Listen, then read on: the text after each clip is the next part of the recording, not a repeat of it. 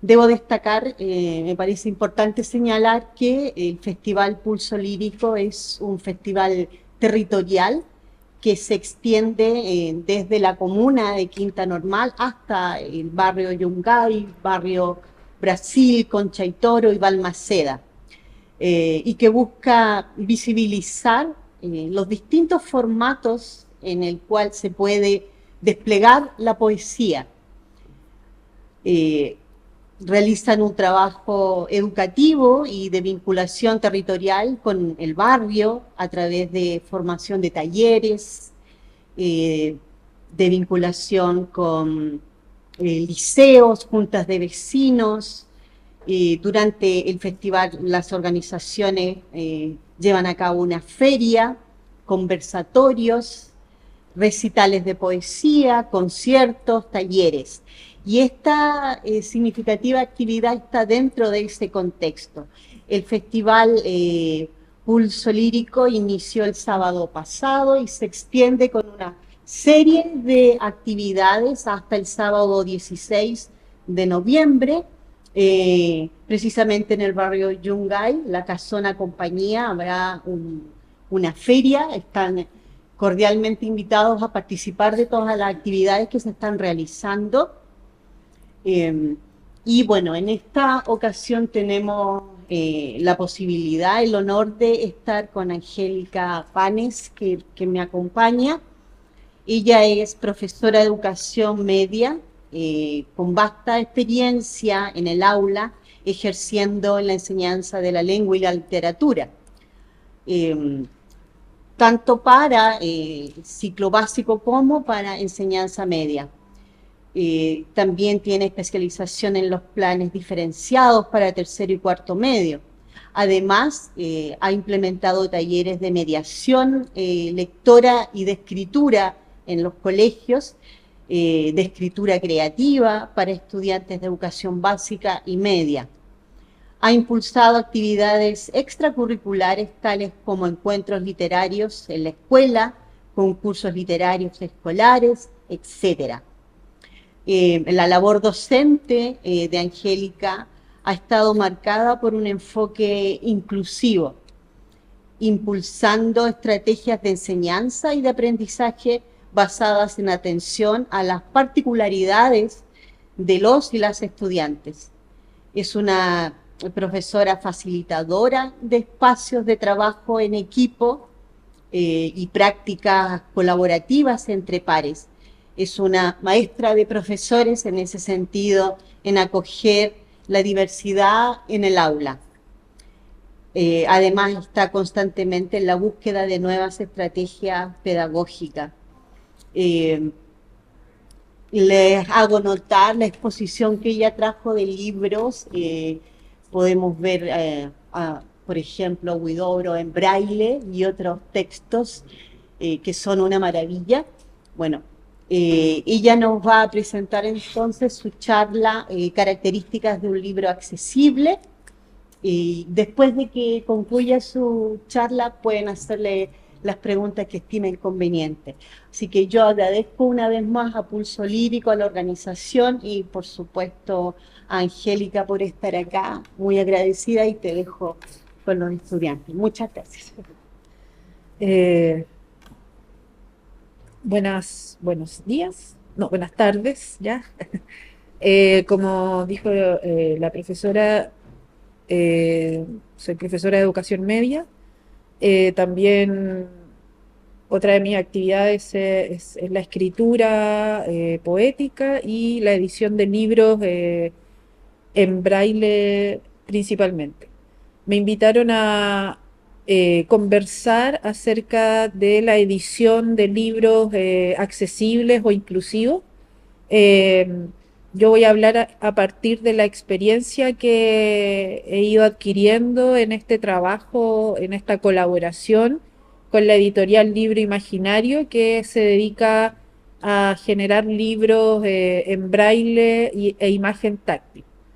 Eh, entonces, el propósito, a ver si esto resulta. Ah, no, está apagado, perdón.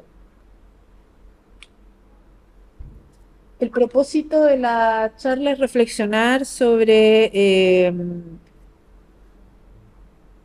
la importancia de asumir una perspectiva inclusiva en el ámbito de la lectura y del libro, y también conocer algunas experiencias de edición de libros en esta área. Mi primera pregunta es, y ahí hay como, perdón mi deformación profesional, pero es una pequeña actividad por si quieren completarla, hay un código QR. Pensando en el formato, en el diseño inclusivo, pensando, perdón, en el formato, en el diseño inclusivo, en el contenido, ¿qué pensamos o qué entendemos por un libro? Esa es la pregunta con la que pretendo abrir esta exposición. ¿Qué piensan ustedes que es un libro? ¿Cómo es un libro? Pueden sacar su celular y responder. Después podemos ver ahí la... Es anónima la respuesta, no se va a ver el nombre de quien responde. También pueden decirlo a viva voz, eso no... ¿Qué entendemos por un libro? Eh, ¿Cómo es un libro? ¿Quién lo lee? ¿A quién está dirigido? ¿Cuáles serían el formato que hace que algo se llame libro? Entonces, con esta pregunta, la idea es poder tenerla presente y comparar, ¿no? ¿Qué pensamos y con qué vamos a terminar pensando al final de esta charla? Entonces, no voy a mostrar, porque la idea era como mostrar las respuestas que iban a ir apareciendo, pero eh, después se los puedo hacer llegar. Entonces, si alguien quisiera comentar qué entiende por un libro, ¿Mm? ¿Ya? ¿Una obra impresa? ¿Sí? Ujú.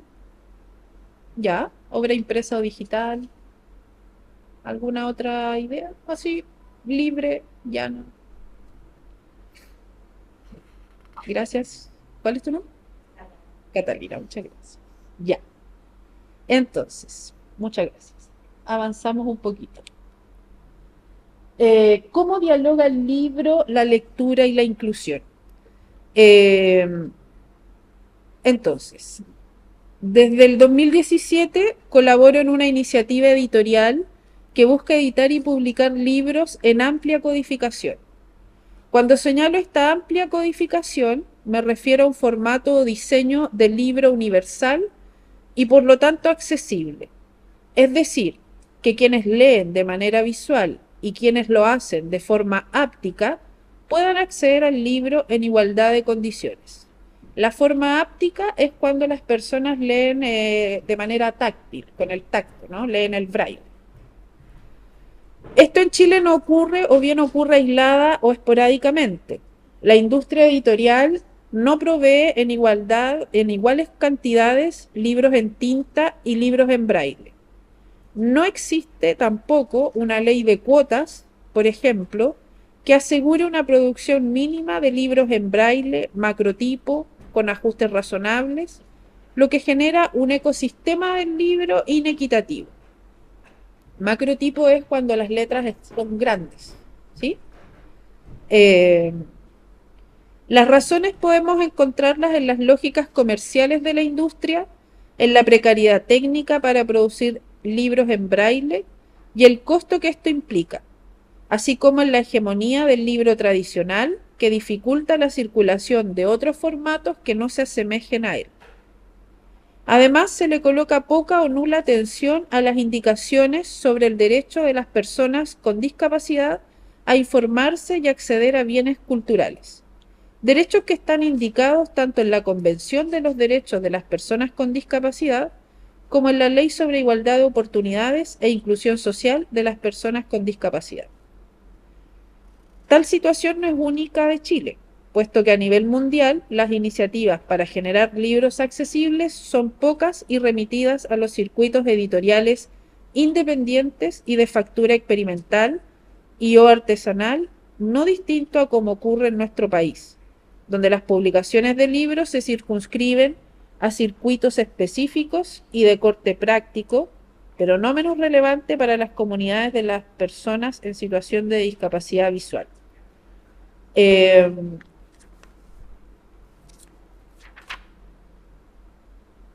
Cuando hablo de los circuitos específicos o de corte práctico, hablo de que, por ejemplo, hay instituciones que generan sus propios libros en relación a una necesidad. Por ejemplo, un colegio que tenga estudiantes ciegos va a generar sus propios materiales de trabajo, ¿sí? Va a transcribir el texto que necesita que el estudiante lea en braille, lo va a transcribir y va a ser una especie de libro artesanal interno, ¿ya? A eso me refiero con los circuitos específicos o de corte práctico. En este contexto, participar en la propuesta editorial del libro imaginario ha sido una experiencia de aprendizaje significativo, tanto editorialmente como respecto de mi relación con la situación de discapacidad. Así, la posibilidad de proveer un libro accesible es el hito que cataliza el estudio en profundidad sobre educación, inclusión, diversidad e interculturalidad, con el fin de afianzar la propuesta editorial para que no sea solo una novedad, sino que se consolide como una apuesta que contribuya al ecosistema del libro desde una ética de la accesibilidad. Yo estudié inicialmente literatura. Luego pasé a trabajar y ser profesora de lenguaje o de lenguaje y comunicación. Y en el afán por comunicar y enseñar literatura y propiciar la lectura, y sobre todo por el ámbito en que trabajo, que es la escuela, me especialicé en libros infantiles, ¿sí? En la literatura infantil y juvenil, a la par del trabajo en la editorial Libro Imaginario. Y entonces este trabajo en paralelo de estar estudiando sobre libros infantiles y todas sus características y estar en la editorial, me hizo pensar en la relación entre los formatos. Un libro infantil tiene un formato que es multimodal, ¿sí? Tiene imagen, tiene texto, hay algunos que tienen textura, que tienen colores, que tienen todo un juego con los elementos que portan. Y eso me hizo pensar que quizás era posible generar un libro álbum braille o un libro álbum para personas ciegas, porque coincidían en aspectos técnicos, ¿sí? Podíamos generar una imagen que pudiera ser táctil, etc. Y así entonces se cruzaron las áreas de trabajo y de estudio en las que me he desarrollado durante mi vida, diríamos, estudiantil y profesional. Entonces, ¿por qué? ¿Por qué aparece este interés? Porque existe una patente omisión de las personas en situación de discapacidad de los circuitos de participación y difusión de los productos culturales, que no han sido diseñados bajo la lógica de la universalidad, y transfórmase esto en una barrera inicial, silenciosa y velada desde las comunidades evidentemente homogéneas en términos de género, de clase, de raza, de edad, de funcionalidad física y cognitiva, que conforman escritores, escritoras, artistas visuales, actores, actrices, académicos, etc. Es poco común ver académicos quizás ciegos o sordos o que estén en los módulos de inclusión, ¿sí? Y ahí se entra en otra discusión. Pero esa fue la primera observación. Esta homogeneidad remite a una normalización de la exclusión de las personas en situación de discapacidad, quienes son consideradas como personas de caridad o rehabilitación, antes que como personas autónomas con derechos y generadores de conocimiento y experiencias valiosas que podrían conocerse y ponerse en diálogo, contribuyendo a la eliminación de prejuicios y estereotipos, forjando medidas de acción positivas. Entonces, levantar este trabajo editorial accesible no es solo generar libros en amplia codificación, sino también sostener la pervivencia de ese producto cultural por medio de su difusión, que debe responder a iguales principios. La amplia codificación es un término que acuñamos a medida que fuimos construyendo estos libros braille para señalar que la intención es generar un libro que tenga distintos códigos, ¿no? El código visual, el código táctil, que estuvieran en diálogo en el libro, no como meramente acompañándose, sino en relación. Y no solo preocupados de generar un libro y ya, este libro tiene que llegar a su público objetivo, hay que hacer una presentación del libro que también responda a condiciones de accesibilidad, etc. Es decir, generar un ecosistema del libro y su lectura bajo la lógica del diseño universal, y la accesibilidad implicaba atender el proceso de diseño, producción, difusión y mediación de este para que no existan barreras de entrada en el acceso al libro.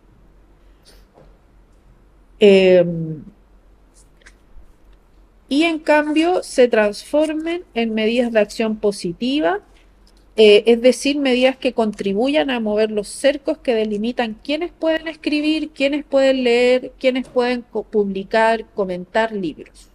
Esos únicos libros que solemos leer a lo largo de toda nuestra vida. Así como expandir las acciones de mediación de la lectura que consideren y se constituyan desde y para las personas en situación de discapacidad visual, en este caso, y en general, que involucra a otras situaciones de discapacidad. Y en este sentido se observa la necesidad de contextos editoriales y de difusión del libro y la lectura que se configuren bajo un enfoque inclusivo y de derecho. Este ha sido un poco el recorrido que he seguido y que me ha llevado a estar hoy hablando acerca de esto. Tanto mi interés en la literatura, en la difusión de la literatura, el interés en los procesos de lectura, la educación, la enseñanza de la lengua, la literatura, la comunicación con estudiantes, ¿no? La edición de libros, me llevan a pensar constantemente y a entrar en asumir una perspectiva. Yo como profesora asumo una perspectiva inclusiva. Eso quiere decir que todo mi trabajo va a estar pensado desde ese lugar, ¿sí? Pero ¿cuál es el lugar que me corresponde? No, yo no soy una persona en situación de discapacidad y estaría mal que yo me posicionara desde ese lugar. El lugar que me corresponde a mí, como alguien que está en el medio, en el circuito del libro, esto es lo que postulo, es que el único lugar que nos corresponde a las personas que no estamos en situación de discapacidad es el lugar de la accesibilidad.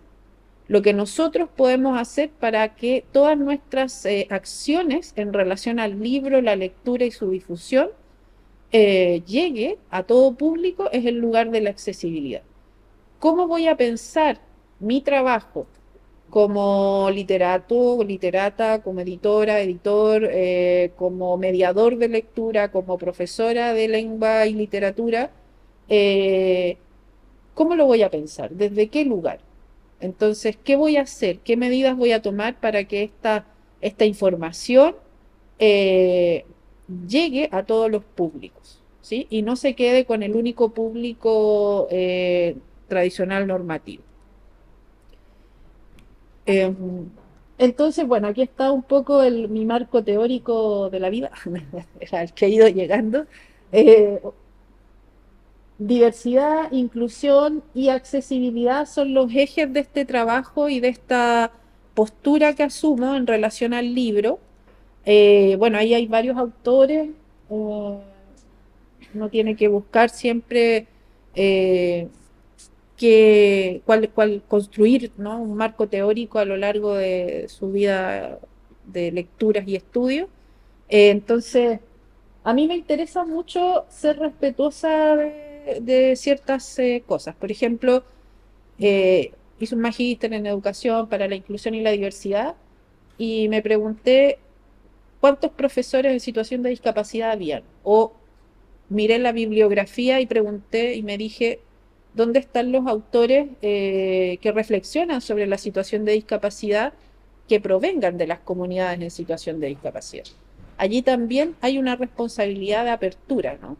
Entonces busqué y hay muchos autores que provienen de la situación de discapacidad, que están reflexionando sobre sus propias circunstancias y levantando teoría y conocimiento, ¿sí? Entonces, todos esos autores son personas en situación de discapacidad que han reflexionado sobre el modelo social, que han impulsado eh, eh,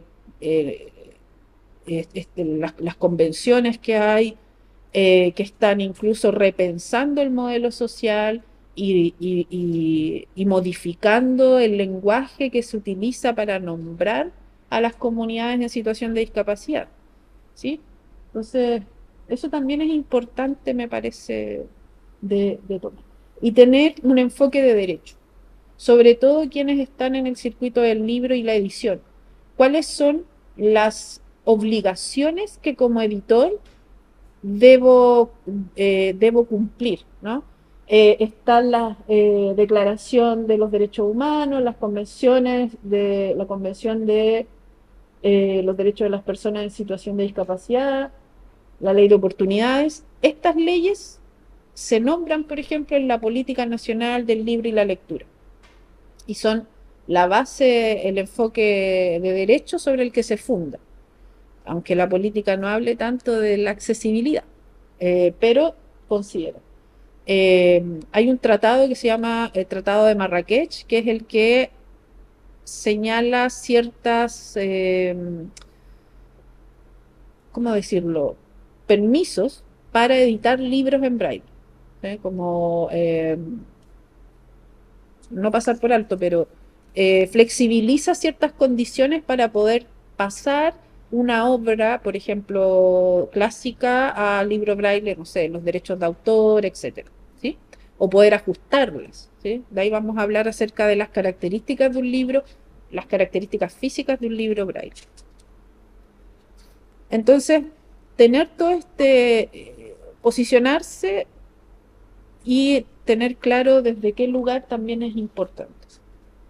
Entonces, ¿cuál es el lugar que nos corresponde como participantes del circuito del libro y la lectura? Ustedes que estudian literatura son parte de este circuito, ¿no?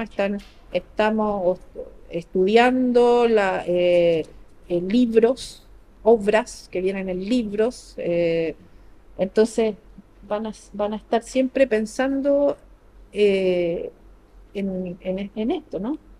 Bueno, si es que a uno le gusta mucho. ¿Cuáles son los fundamentos? ¿Por qué pasé para allá? Parece que me pasó. Lo que decía, la accesibilidad es el lugar que yo creo que nos corresponde, ¿sí? No podemos pasar a llevar a las comunidades y asumir lugares que no nos corresponden. Pero sí nos podría corresponder este ámbito. ¿Por qué? Porque hay obligaciones. Todos quienes trabajamos o estamos en el mundo de la cultura y la educación, la literatura, etcétera, deberíamos conocer ciertas, diríamos, como reglas del juego. Hay obligación, ¿no?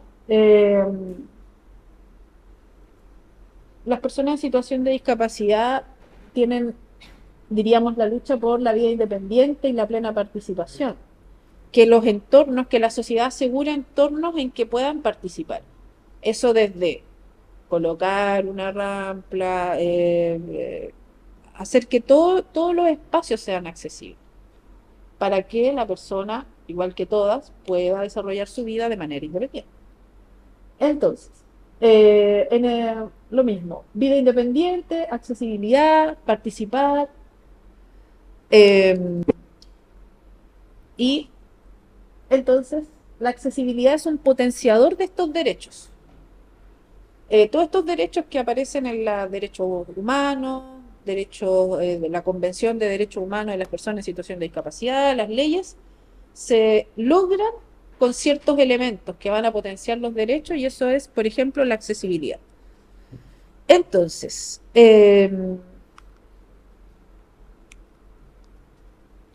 vamos a ver. Y aquí, ¿cómo vinculamos esto que acabo de decir con los libros? Porque eso es lo que nos convoca hoy. Entonces, si bien desde el mundo literario y editorial la producción de libros accesibles se ha intentado, sigue siendo escasa o bien son experiencias aisladas, ¿sí? Eh, Tenemos los audiolibros, libros que, hay unos libros adaptados, están los libros braille, pero no existe, o diríamos, un circuito. No es que las personas puedan ir a a la librería y escoger, como lo hacemos nosotros, el libro que quieren leer en braille. Eso no hay una góndola de libros en braille. Eso no existe. Eh, entonces, respecto del libro braille, hay experiencias parceladas, ya que cada área del saber intenta traducir al braille o signografías cierta información esencial. Aún en este contexto comienzan a surgir experiencias que buscan conjugar estos avances y generar soportes, libros, que satisfagan la necesidad que el niño y el adulto ciego lector posee, que satisfagan también la gran necesidad de poder acceder a bienes culturales, escriturales y pictóricos que contribuyan a la experiencia estética de las personas, y que los haga parte del ámbito cultural. Hay proyectos, ¿no? Había un proyecto de traducir a imagen ciertos murales. Entonces había un recorrido que tenía como murales y al lado había una plaquita que estaba en relieve y las personas podían leer, diríamos, ápticamente. Por ejemplo, hay mapas que también se traducen, diríamos, a volumen para que se pueda estudiar, no sé, la geografía, etcétera. Eh, entonces,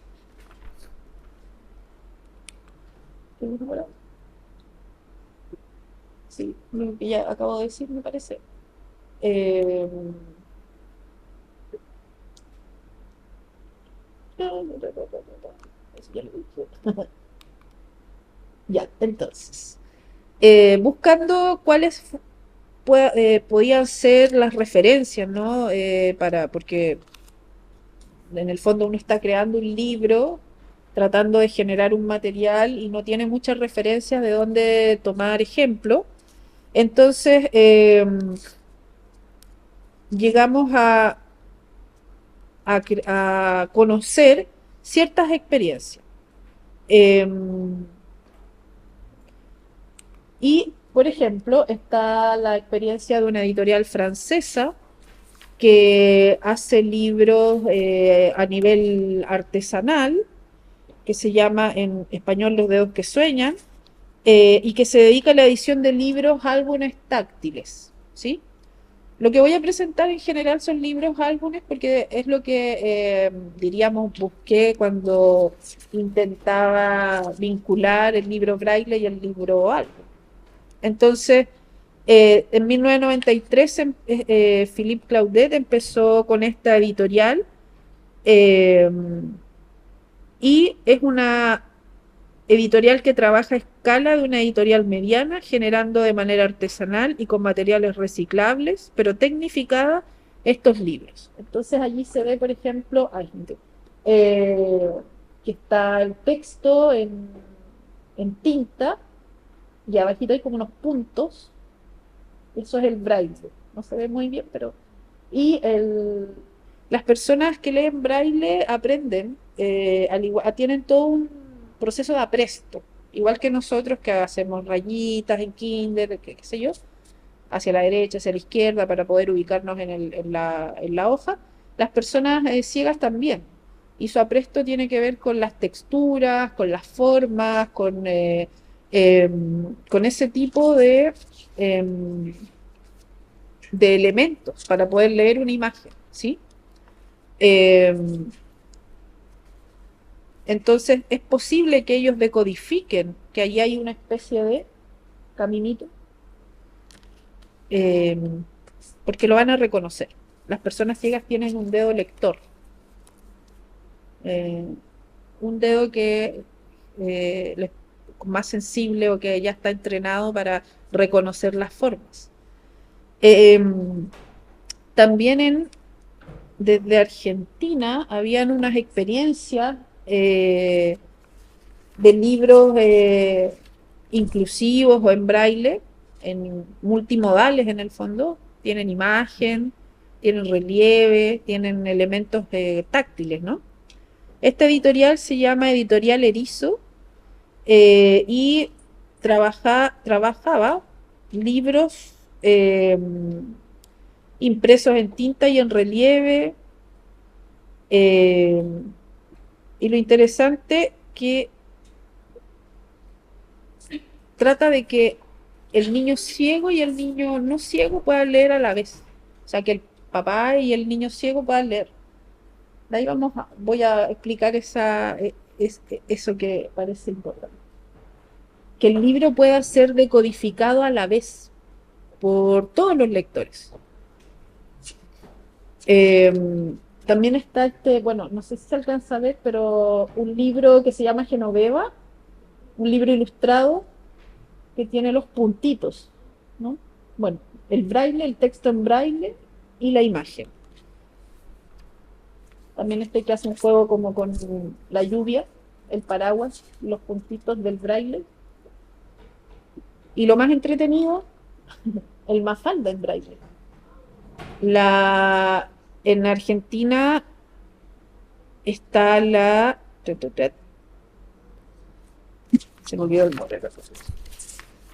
La Editora Nacional Braille y Libro Parlante, y ellos hicieron una colaboración con Kino y sacaron este Mafalda en braille. Lo interesante es que el proceso, lo destacable era que el proceso estuvo testeado por personas ciegas que pudieran decir, sí, estoy decodificando aquí una cara, un vestido, etc. Entonces, el vincularse con las comunidades ciegas para generar un libro es fundamental. No podemos suponer que porque ponga una imagen en relieve la persona lo va a decodificar. Eh, Tiene que existir un vínculo con las comunidades porque nosotros no tenemos esa experiencia. Y que fue más famoso y que está ahí en la mesa es el Libro Negro de los Colores. Este es más bien un texto que habla de la experiencia de cómo, diríamos, percibe la persona, el niño ciego, su entorno. Hace un juego entre no sé, las fresas son como tal cosa, ¿no? Y el texto está en tinta, en braille, y la imagen tiene relieve. Ahora, no sabemos si esa imagen cumpla los requisitos para ser decodificada por un lector ciego, pero es un intento en términos de contenido, ¿sí? De plantear la experiencia lectora y la experiencia perceptiva, ¿no? De crear una obra, ¿no? Contar una historia, contar la historia de Tomás, el niño que empieza a contarnos cómo percibe la realidad. Y en Chile tenemos a la Biblioteca Central de Ciegos, que es la que trabaja desde hace muchos años, casi que la principal impresora o centro de insumos para personas ciegas y también impresores, ¿sí? Ellos son impresores, imprimen los libros que el Estado requiere para los niños que están en básica aprendiendo a leer, imprime las pruebas CIMSE para los niños que están en la escuela, y también recibe proyectos como el de nuestra editorial, que le mandó a imprimir los textos para que fueran traducidos al braille. Pero ellos, por ejemplo, hicieron el papelucho en braille. Bueno, ¿qué más han hecho? Han cooperado con varios proyectos. Entonces, y por último, la editorial Libro Imaginario, que es donde participo, y que del 2015 publica libros en tinta y braille.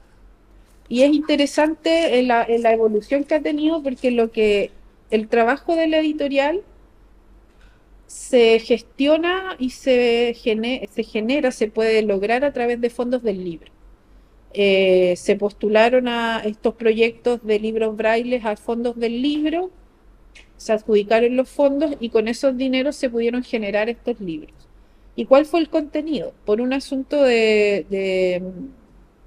también diríamos, de espacio, etcétera, y también de decisión editorial, se trabajaron con textos de Gabriela Mistral, de Vicente Huidobro, de Baldomero Lillo, para rescatar el patrimonio literario cultural chileno tradicional, diría. Y en este recorrido llegamos al libro Tren Tren y Cai Cai, que es la apuesta más, diríamos, innovadora para nosotros, que es generar un libro que tiene la tinta y sobre la tinta el braille e imágenes táctiles. Por lo tanto, si yo comparto este libro en una sala de clase con estudiantes ciegos, todos van a poder leer a la vez, sin ningún tipo de problema o barrera, ¿sí? Todos van a poder acceder a la información a la vez, que eso es bien importante. Entonces, ¿cuáles son las características de un libro braille? Los libros braille no son iguales a los libros tradicionales. ¿Cuál es la diferencia inicial que uno observa en el libro braille?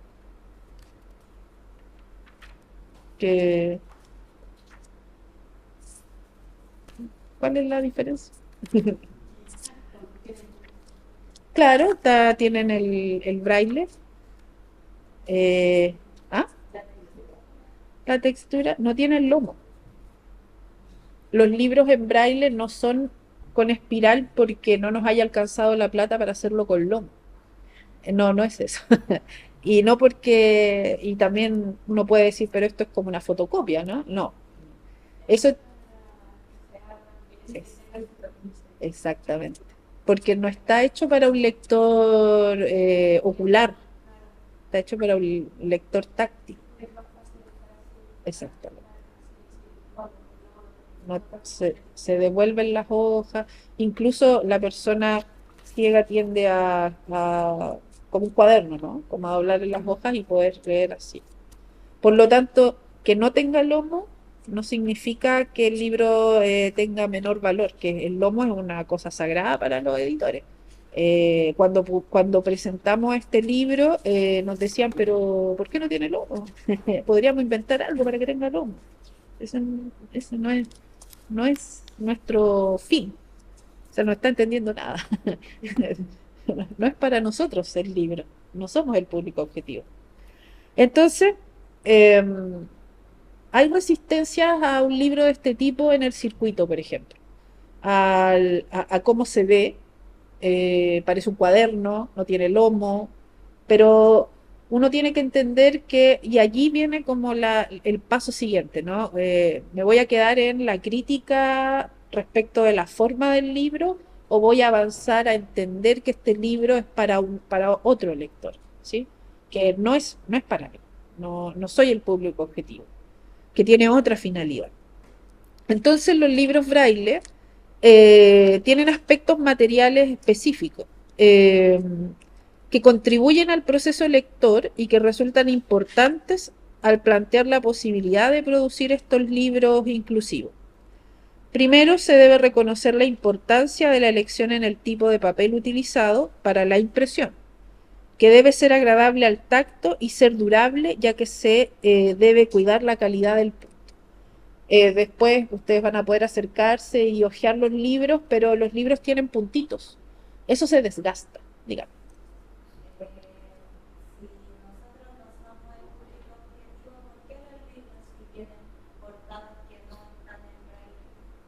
Ya. Porque al principio no habíamos reflexionado respecto de eso. O sea, adentro, en las portadillas, los textos están con braille. Claro. Y tampoco, y ahí viene el aspecto técnico. Eh, nos hicimos esa pregunta. Dijimos, pero esto debería ser completamente braille. Y claro, hay aspectos técnicos. Por ejemplo, poner en braille la mica que tiene el libro es más caro. Eh, y además, no habíamos hecho esa pregunta a los impresores. Nos habíamos preguntado, ¿y podemos imprimir sobre la mica? Hasta que llegamos al libro Tren Tren y Caicai y ahí empezamos a ya interiorizarnos de la maquinaria, ¿no? Como nos dijeron, sí, pueden imprimir en mica y pueden poner sobre la mica el texto. Eh, tenemos una máquina que va a generar una imagen táctil. Si haces un dibujo con un trazo más o menos grueso, la impresora va a levantar la tinta y va a generar un dibujo. Y esa pregunta fue surgiendo a medida que fuimos creando estos libros, porque también fue una experiencia, diríamos, nueva para nosotros. Primero surgió como la idea, el primer libro era, hagamos algo que nadie ha hecho, apuntemos a un público que nadie ha apuntado para ganarse los fondos, ya. Pero después fue, ya, pero ¿cuál es la necesidad? ¿Cuál es el público objetivo? ¿Qué podríamos hacer? ¿Qué aspectos técnicos? Y así fuimos avanzando en estas preguntas para ir generando libros cada vez más apropiados para los lectores. La idea es que no sea solo para las personas ciegas. La idea es que también lo pueda leer cualquier lector, ¿sí? Lo ideal sería que las portadas también tuvieran relieve, por ejemplo, color, relieve, etcétera, ¿sí? Eso es más bien como una decisión todavía desde el desconocimiento. Podríamos tener solo libros en blanco y negro, pero la idea es que también un lector no ciego pueda tener el libro, ¿sí? Le sea llamativo de alguna manera. Entonces, eh, ya, decía, la persona, hay un uso físico del libro. Eh, este punto constituye el grafema. eh, este punto que constituye el grafema también debe responder a ciertas especificidades. Por ejemplo, no debe estar situado a gran distancia, puesto que haría más lenta la lectura, debe tener bastante relieve para contribuir a su percepción, debe poseer regularidad para formar una superficie que permita un desplazamiento más fácil. Sobre la tipografía, por ejemplo. Esta debe responder a requisitos distintos y diríamos que presenta una mínima posibilidad de trabajo, a diferencia del texto en tinta que puede mostrar diferencias en su tamaño, forma o tipografía, ya que al tratarse de una serie de puntos que forman figuras, estas deben ser lo más claras posibles. En tal sentido, esta escritura es mucho más funcional que la destinada a la visión ocular, por lo que no se podría jugar con las letras colocándolas en mayúscula o minúscula, subrayados o cursivas, ya que eso se pierde, no tiene utilidad, y tornaría confuso el texto cuando se requiere agilizar el proceso lector y contribuir a la aprehensión del sentido de este. El trabajo sobre la imagen es la que resulta más llamativa y relevante, ya que al contrario de lo que se puede suponer sobre la lectura táctil, y considerando las limitaciones que de por sí conlleva, se pueden generar soportes en relieve que contribuyan a la generación de libros ilustrados, libros álbumes o libros para niños ciegos o lectores de todas las edades. Entonces, nos uno va aprendiendo que la extensión del libro es importante. Hay obras que no se van a poder traducir al braille. El Quijote no se va a poder traducir al braille porque se va a agrandar. Van a ser muchos tomos. Imposible. O sea, no imposible, pero incómodo para el lector, ¿sí? Eh, ¿Qué más? Cantidad de palabras por hoja, uno debe considerar, y por eso tenemos, por ejemplo, textos poéticos, colecciones como de poesía, porque la cantidad de palabras por hoja es menor que un texto narrativo. Eh, bueno, el espacio que ocupan los libros en sí también hay que considerarlo.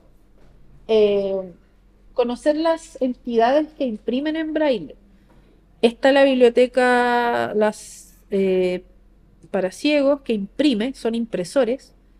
Hay algunas personas que hacen imágenes en relieve, con volumen. Por ejemplo, la UTEM hace los mapas, hace mapas en mica. Esos tienen el, eh, el mapa y sobre él viene una mica que dibuja el mapa. Eh, y así, hay personas que se dedican a materiales didácticos, por ejemplo, y que también hacen algunos labores, los que imprimen las señaléticas, también pueden, de repente se arriesgan a probar y hacer libros. Todo es un ensayo. La encuadernación de la que ya hablamos, en espiral para la lectura, tamaño carta, esos son como los tamaños eh, propicios, ¿no? ¿Qué más? No tengo nada más. No tengo nada más. Entonces, ¿y por qué decidimos, bueno, eso en general, con respecto al libro y mi experiencia como alguien que trabaja desde la lectura y la accesibilidad? Eh, eso, eso que es.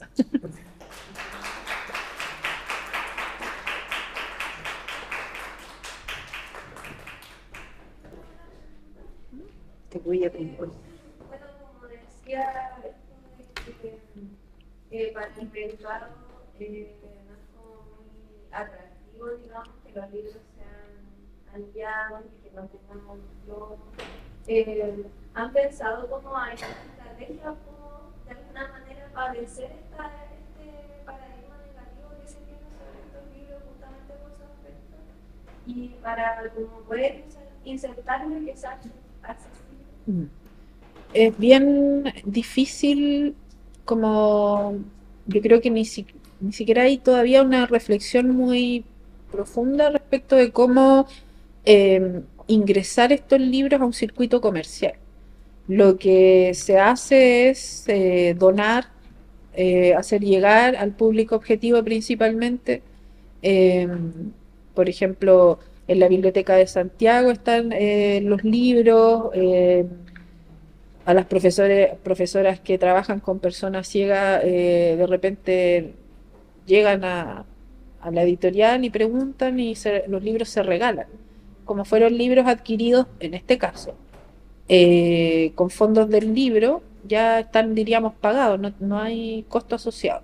Entonces, para el público objetivo, las necesidades más específicas, se hace llegar el libro. Eh, pero la idea sería, y sería hermoso que pudiera haber una góndola del libro en braille.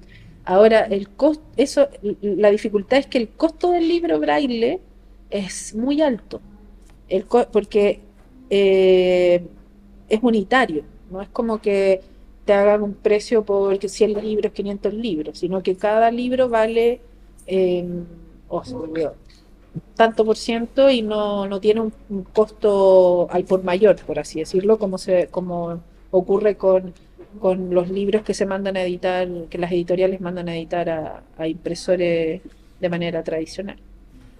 Entonces, Igual además que bueno, yo tengo entendido que en Chile no toda la comunidad ciega sabe leer braille, además, pero es una fracción súper pequeña de la comunidad sí, ciega que puede leer braille, entonces también quizás por es, eso como se cierra aún más. Sí. Mm. Esa es una problemática que se vincula con la educación, porque a los niños se les enseña el braille, pero no tienen dónde practicar el braille. Entonces van perdiendo, o sea, si uno no practica la lectura, sea ciego o no ciego, no la va a desarrollar. Entonces, es como, está entrampado el libro braille en relación a la posibilidad de generarlo, difundirlo, tenerlo a disposición. Y eso hace que las comunidades vayan reduciendo su posibilidad de participar del circuito del libro y de ir y escoger un libro que quieran. Ahora, ¿cómo se subsana eso? Con los audiolibros, por ejemplo. Eh, y también está el caso de las multidiscapacidades, personas que son pocas, muy pocas, pero que existe en Chile, sordociegas. Entonces, su única posibilidad es el braille. Entonces, quedan aún más encapsuladas, sin posibilidad de acceder a...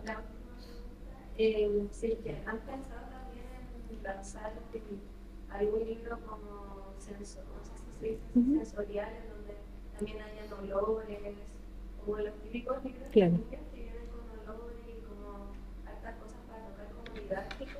Eso también podría como ayudar o potenciar como la Claro. lectura. Nosotros no hemos pensado eso.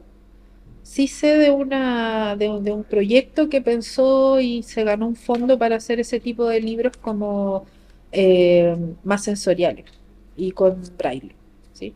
Ahora no sé, y ese también pasa que los proyectos no dialogan, entonces no hay como uno sabe que existe un proyecto en Rancagua de una revista o que está este proyecto de libros sensoriales, pero como que no logran unificarse. Entonces se hace difícil eh, tener un panorama de este campo, ¿no? Editorial. Sí. Todo lo que habían mencionado sobre la educación, ¿usted cree que si se implementa la idea de un pequeño espacio para enseñar braille, estos libros definitivamente deberían entrar a la biblioteca por el formato de biblioteca Claro. temporal? Claro. Porque sería, si bien parece poco accesible para la gente, y Claro. creo que ustedes no tocan, pero si hubiera un espacio dentro de la educación, definitivamente estos libros deberían estar obligatoriamente en la biblioteca. Claro, lo que pasa es que hace recién 2018, o sea, este siglo XXI, se, se generó la obligatoriedad de que las escuelas especiales tuvieran biblioteca o tuvieran CRA. Por lo tanto, recién están como instalando este espacio de recursos para el aprendizaje. O sea que por lo tanto hubo mucho tiempo en que las bibliotecas de colegios especiales dependían de la caridad, de lo que se donaba, y por eso en esas bibliotecas hay muchos libros religiosos. Esa es una anécdota, ¿no? Como los expertos dicen, está lleno de libros de la Biblia, etcétera. Porque son donaciones. Recién ahora hay una atención, una preocupación por este espacio de, como dices tú. Y yo creo que en algún punto también las propias comunidades van a exigir eh, el acceso al libro, el acceso a espacios donde se pueda leer recreativamente. Mm. Angélica, a propósito de que en este minuto se está rindiendo el CIMSE, ¿cómo es el proceso? Tú mencionaste en tu presentación de que las pruebas CIMSE se imprimen también en braille. ¿Cómo funciona eso? ¿Lo dan en el mismo momento? ¿Tienen una fecha distinta los niños? Parece que lo dan en el mismo momento, ¿sí? Se mandan a imprimir las pruebas, se adecúan y ocurre a la par, Ya, a la par porque del sistema general. algunos de nuestros estudiantes están siendo examinadores de CIMSE, entonces podrían encontrarse con Yo estas creo, pruebas y tendrían que aplicarlas de la misma manera que el resto. Lo que pasa es que los textos en general vienen con tinta y braille, no son solo Ya. braille. Entonces una persona que es facilitadora, está tomando la prueba, va a reconocer de qué se trata la prueba. No va, diríamos, no es solo tinta el texto. Por eso puede trabajar en ese... Pero yo creo que quienes toman esas pruebas deben ser las personas del mismo colegio. Como que ahí desconozco cómo es el sistema SIMSE para colegios especiales en el sentido de quién lo toma, cómo llega a las escuelas, etcétera. Porque además tiene que ver con una población específica. O sea, eh, hay dos, tres, hay un colegio Santa Lucía en La Cisterna, que es el colegio para niños ciegos. Eh, Está el Helen Keller, que es Ñuñoa, que está en educación especial, que tiene uno o dos estudiantes ciegos y otras discapacidades, y conviven los estudiantes. Entonces a ese colegio llegan dos pruebas SIMSE en braille. Es así, es muy específico.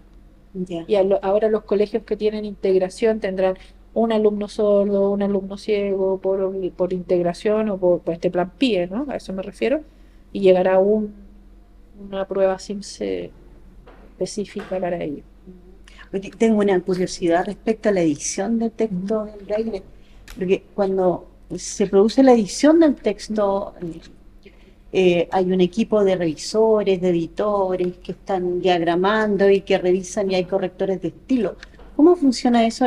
Porque lo que se hace acá es una traducción. Sí, Entonces hay varios aspectos. Sí. Por una parte, que la traducción sea fiel al contenido original, pero por otro lado, ¿cómo funciona el tema de la corrección de estilo y todo eso?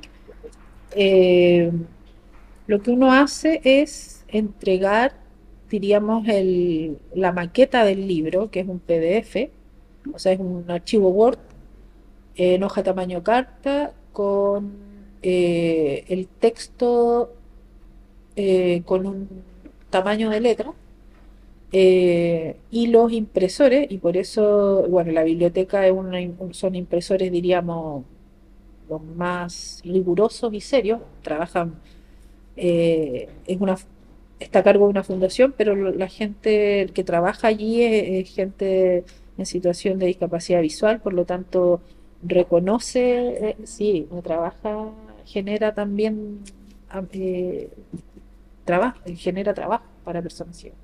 Eh, entonces ellos se encargan de decir, esto está bien, esto está mal, esto no va, esto... O sea, es un trabajo con el impresor. Ellos van diciendo eh, si la maqueta va a quedar bien o no. Si se hace un testeo en el fondo. Entonces, cuando hicimos las imágenes táctiles, ese fue un trabajo de mucha comunión con las personas de la biblioteca que estaban probando sus propias impresoras, que venían como llegando, sabían que podían imprimir imagen, levantar, ¿no? Hacer esta imagen táctil, pero no estaban como jugando con las máquinas, como a ver hasta dónde llega esto, si se puede imprimir en color, etcétera. Entonces, nosotros somos un equipo de 5 personas, había una ilustradora que era una artista visual, tradicional diríamos, eh, que se metió en este trabajo y también le amplió la mirada, como porque le decían, bueno, el dibujo tiene que ser una silueta, porque el color da lo mismo, pero la silueta tiene que tener ciertas características, debe tener trazos claros, nada debe interferir con la imagen para su lectura, etcétera. Entonces ella también empezó a descubrir cómo diferenciar ciertos personajes en términos de imagen, y todo eso lo hizo en conjunto con las personas de la biblioteca que iban imprimiendo. Era un trabajo muy artesanal, como ya, me mandaste esta imagen, la vamos a traspasar, a imprimir y ver qué resulta. Entonces, por eso decía, hay que interiorizar, hay que relacionarse con las comunidades, porque ellos son los que van a testear el libro y van a decir, esto resulta, esto no resulta en la impresión del libro. No hay una corrección de estilo en el sentido tradicional, hay una corrección en términos de funcionalidad. de lo que funciona en la página. Por ejemplo, eso voy a el libro. Este es el libro que es el libro. Este tiene en la mica el braille. Entonces la persona lee acá libro, álbum, braille. Se lee en tinta y se lee en braille. Acá dice también tiene el braille y la tinta a la vez. Esto hace que una persona que ve y otra que no lo pueda leer al mismo tiempo. O sea, si yo trabajo esto en una escuela, no tengo que hacer ninguna adecuación y puedo sentar a todos los niños en un ruedo y todos van a leer a la vez. No tengo que esperar nada. Y luego el texto también adentro está en tinta y en braille a la vez. Entonces aquí, si ustedes se fijan, los párrafos y los tamaños de letras son distintos, son más grandes, ¿no? Y aquí se ordenan y se trata de hacer como que calcen, ¿no? Los párrafos. Y luego, y esta hermosura, y esta es la imagen, esta hoja distinta es una lámina en termoformado, que es una hoja que se trae de Estados Unidos y que hace que la tinta se levante cuando pasa por la impresora a través de un proceso de calor. Y entonces acá está la serpiente tren y acá está la caicay, que van en direcciones distintas. Entonces el niño puede comprender que cada una es distinta, ¿sí? Y además tiene texturas distintas. Nosotros testeamos este libro en el Helen Keller y el niño ciego, y además había un niño ciego que decía, acá hay una serpiente, lo decodificó, y nosotros así, oh, por Dios. Y también había uno que leía braille, pero que tenía baja visión, entonces podía ver los colores, pero también podía leer en braille, como que podía hacer todo el proceso a la vez. Entonces, por ejemplo, este es un libro muy bello porque nos permitió trabajar a la vez todo. Entonces todo el texto es así, en tinta, braille, imágenes. Y si se fijan, las imágenes son simples. Nada interfiere en la imagen, no hay un sobre llenado de la imagen. ¿Más preguntas tienen? Bueno, este proyecto editorial al desarrollo no sea como, o sea, no estén en el campo, digamos, trabajando y usando pero ¿ustedes ven como un proyecto con más futuro para que como estos libros finalmente ayuden a la educación de niños con discapacidad visual, como en un futuro, así como por lo que dice que actualmente hay muy pocos niños que lo leen, o muy poca gente que lee braille? ¿Cómo ustedes finalmente proyectan como que estos libros en un futuro sí ayuden a que la población ciega cada vez lea más braille? Esa es como la intención más genuina del proyecto, pero hay factores estructurales que van dificultando que quizás proyectos de este tipo se sustenten en el tiempo, porque en términos, no sé, cómo llegan los libros a las escuelas. ¿Sí? Hay que postular a las compras del Estado, o sea, todo es una competencia por ganarse el fondo, por ganarse la compra, y no hay ¿cómo decirlo?, escaños o, ¿cómo decirlo?, como accesos, ¿no?, como posibilidad de ingresar en esos sistemas, no a través de la competitividad, sino que porque son necesarios. Entonces, entramos a competir con todos en esta idea de igualdad de condiciones, pero que no es funcional, no es funcional.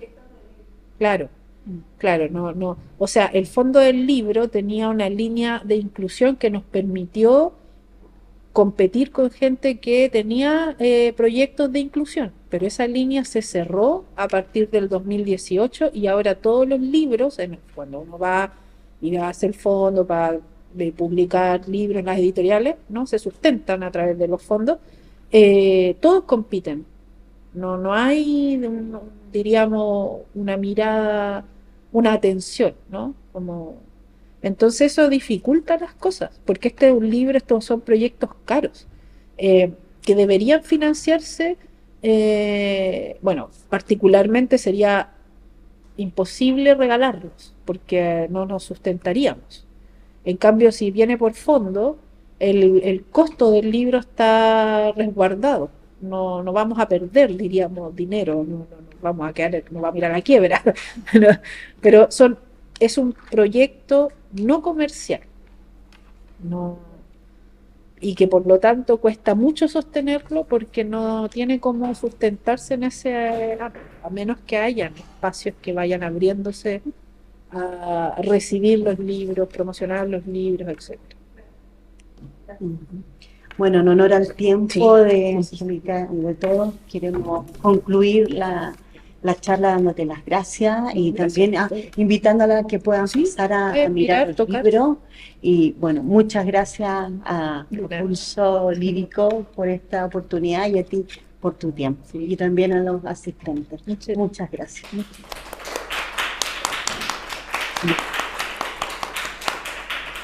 ¿Pueden pasar a mirar? Sí, pueden pasar.